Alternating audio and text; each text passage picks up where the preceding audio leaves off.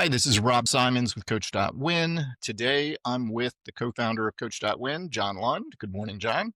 Morning, Rob. And I have Christina Johnson, the digital adoption manager with Autogrator. Welcome to the podcast, Christina.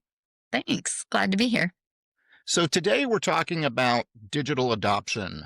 One of the things that John and I have seen consistently as we've worked with clients is just the need to really leverage labor at the end of the day is one of the most important tools in every organization. Every business is built around labor. And if we can make that labor more efficient, it's a win-win for everybody. It's better for the team members and it's better for the company. So John, what was the specific need that you started seeing and what led to the decision to bring on Christina? Yeah, thanks, Rob. What I started seeing at my annual planning last year, going, December, January, and into first quarter, as we were speaking about AI and Copilot and ChatGPT and so on, I saw some blank stares. I saw some, yes, we want to use it. I saw some people that want to do it, but they didn't know a good way to start. And it wasn't what they were trying to do, kind of just the self-learning was not working in their companies. They know they need to be investing in it. They know they need that time, but they just couldn't figure out a way to do it, and especially do it in a safe way and a way for people to learn. So that's when me and you kind of got together. I asked you if you were kind of seeing the same thing, because we obviously, as coaches, we've been kind of incorporating AI into a lot of our, OKRs. And there just needed to be a place for both the leadership team, but then a lot of the rank and file members of companies to start using AI. So that's when we decided to go find a great person to help develop coursework around the AI and mainly around the Microsoft platform. And that's where we got. So Christina, why don't you give a little bit of your background, what you've been doing and your background and why you enjoy this kind of training? Yeah. So my background, I went to college to be a teacher. And so I taught middle school math and English for 5 years. And then I got my master's degree in counseling and worked as a school counselor as well. So I definitely have the teaching and group experience. And then I started a health coaching business. So I've been working for several years with women, helping them change their lifestyle habits and doing a lot of coaching sessions around that. So my whole professional career has been teaching and training and coaching, and ultimately like just helping people create new habits and change in their life. That is awesome.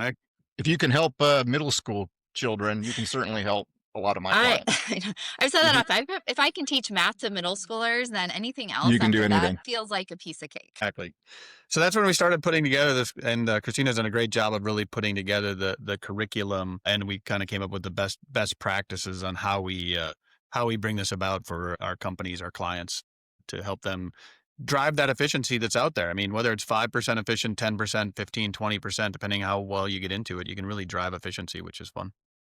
Well, and one of the things you identified several years ago is so many of our clients have a major investment in the Microsoft platform. I mean, it's already, when you look at the amount of tools that are in the Microsoft platform, I would say most of my clients are using, less than 5% of the tools in Microsoft. And so why was, it's obvious, but why was that so important to you, John, when we looked at the specific digital adoption tools that we started putting together? Yeah. So again, most of our clients are Microsoft, and you're absolutely right. They might be using, the Office suite, but they're not using a lot of the other suites. There is a bunch of things that people need to learn on there. Also, what I found is when I would start doing and helping people with like activating AI, is I would, if it was a company of 50 or a company of 200, we'd do a software audit. And what I found is people were using, let's just keep it simple. Some people in the company were using the Microsoft Planner app. Others didn't even know they had it inside the same company and were using Trello or Asana or Monday. I had some companies that were using 3 and 4 planner apps inside the same company. And that is really hard for cross-training, onboarding, getting experts at that. And you're already paying for the planner in your own thing. And maybe it's 85% good. So we just decided, let's really focus on the Microsoft platform, taking advantage of something you're already paying for, make it easier to onboard people, train people, and make people experts and drive efficiency.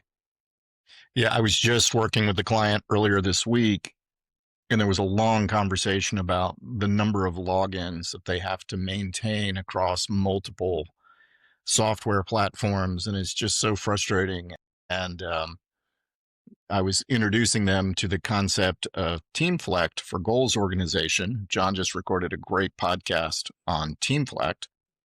But the first question they asked me is, does it reside inside of Microsoft? And I said, absolutely. Like, we're not recommending software that's outside of the Microsoft platform. Christina, tell us some of the initial curriculum that you've put together. And then I'd like to hear, I think the audience would love to know, how have we structured these particular classes? Because it is kind of very unique. And why did we do it this way? So, for your first question, there's 2 courses that are up and running so far. We've got one on communicating smarter with Copilot. So, it's basically just an introduction to Copilot, learning how to feel comfortable using it in different things like Outlook, Microsoft Word, and other Microsoft platforms. But also, we just talk about how do you write good prompts and how do you make sure that the output you're getting is solid. But then a big part of that course too is just starting to develop that mindset of like going to AI and using Copilot and just thinking about how it could be incorporated into the daily workflow. So that's one course. The other course that's running now is Meetings That Matter. So that one is all about just how to run really good, effective meetings so that every meeting feels like it's productive and focused and that it's a good use of time. And then in that too, we talk about like how do we incorporate modern meeting ideas so that, we can use technology to our benefit in those meetings. So those are the 2 courses that are running so far. The format, we've structured these as a 12-week course because I think part of it for me as a teacher at heart and a coach, the goal isn't just to like learn information. The goal isn't just to like learn new information about Copilot, but it's actually to start using it and to figure out how to get it in your daily workflow. So over the course of 12 weeks, we learn a couple of skills each week, and then they have 2 weeks to practice it and implement it. And then when we come back, it's a time of collaboration, really. So everybody there shares ideas on how they tried it, what use cases worked, what didn't work. Because I think one of the things that can happen with tech and AI is that you try it once or twice and it feels like it takes more time than if you would have just done it on your own. Or it's like, this just didn't really work for me. And so then it's easy just to give up on it. And so by doing this for 3 months, we really get to have this time of collaboration with everybody in the group where we can share ideas, people share how they're using it, and that really sparks ideas for other people on like practical ways to use it. Yeah, and I know John and I selfishly, this also works really well for our clients that we coach because I've already started recommending these classes as a quarterly project. So Mhm. we do quarterly planning. Somebody says, hey, we have some communication issues. Our meetings aren't so effective. And I just say, well, great. Let's get a couple of volunteers. I believe it's up to 8 people, and let's do a class with Christina. And it's a nice way to fit into the quarterly planning process. Mhm. And I know, John, you're very passionate about why this is so important in organizations because people are nervous about technology. They are nervous. We see the layoffs with AI and some of these headlines. So why is this important to companies and leaders? Yeah, so I've had the privilege of going into some corporations and some larger ones, and let's say I have 15 people in the marketing department in a room, or 12 or 14 accounting departments in a room. Like I'm working with their finance department because when I break down and activate AI, I go department by department, and I start talking about AI, and I can just see the emotional hit when I start talking about it, which is 2 of the 10 are I'm all in, I'm using it at home, I'm using it everywhere. 3 or 4 are kind of like this, and the rest are scared. And when I talk to the leadership team, I'm like, tell me about those people. Oh, we love them all. We want them all to be here. I'm like, well, you got to make them feel comfortable around AI. You got to make them get more efficient because they're nervous about their jobs, and just you investing in them makes them feel better. And that's just important for morale of a company and where I'm going, or else people are nervous. So that's the one that I can emotionally see people react when you start talking about AI. So that's really important.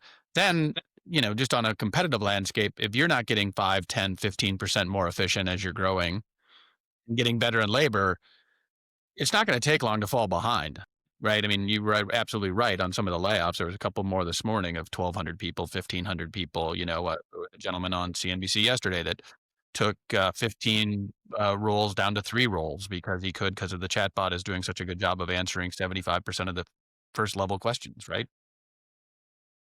There's a definitely on that side too, but I think it's such a great for especially growing companies to be growing more efficiently, driving more insight. And then if you move to the proactive side of AI, which is just incredible, like proactive Copilot prompts, what question should I have been thinking about? When you review this as if you were looking forward 30 days, what is this data telling you? And it just makes everyone smarter in the room. I think that's a huge benefit of AI as well, and learning it in a nice, safe way that Christina teaches it. That's great. And Christina, what have in some of your initial classes, like what has been the reaction from the participants? What are some of the things that maybe have surprised you a little bit? So that's a good question. I think one is just how helpful it is to have this time set aside to learn about this, because I think people just get so busy with all the other work things going on that it's hard to take time. And so I've seen it's just really helpful that they have this on their calendar. And so it's almost like this little deadline. Like they need to watch a video and learn some skills before we meet again. And I found that's been helpful. And it's just also fun. People are pretty eager to learn these tools and have lots of questions. Like it just starts to get their ideas flowing about, oh, I wonder if, Copilot could help do this or this. And so it just leads to some fun discussions where people are just kind of all like brainstorming together how we could best use Copilot to become better at our jobs. That's awesome. And I'm a big believer in peer-based training. It's so much easier to learn from others than the top-down approach. And so Yeah. this is fantastic. So what are some of the future programs that you're working on? I know we've got some big plans for 2026. What else can we Yeah. look forward to? Yeah, so there's two in particular. So one of them will be about Excel. So we'll talk about how to use Copilot within Excel. And then there's also all these agents too that can be used in Excel. And so we'll talk about how to use that to get better data and insights from it. So that'll be one course that'll be coming up in 2026. But the other one will be about agents. That's a question that a lot of people have had in the introductory Copilot course. They're really curious about building agents and how to use them. So we'll have a course put together on how to use some of the agents, how to find some of the agents that are already available to us within Copilot and use them. But then we'll also look at how do you start building some simple ones on your own to make life a little bit easier, to kind of be like your own personal assistants. So those are two that will be coming. That's fantastic. And so this is a great conversation, and I hope everybody listening realizes the importance of continuing to educate your team members. This is so critical. John, if they want to sign up for a class, where do they need to go? You can just go right to Coach.Win and find the Digital Adoption Manager as one of our services on there. It'd be the simplest way. You can reach out to me or Rob on LinkedIn as well. We're easy to find on LinkedIn. Would be the best ways to get a hold of us, and we can share that and get you in touch with Christina. Christina is also on the Coach.Win website. There's a I'm interested form that you can fill out right there. Awesome. Well, listen, Christina, John, thank you for your time today. I think this is awesome, and I look forward to getting more people through those classes. Thank Yep. you. It's going to be a fun 2026. Thank you, everyone.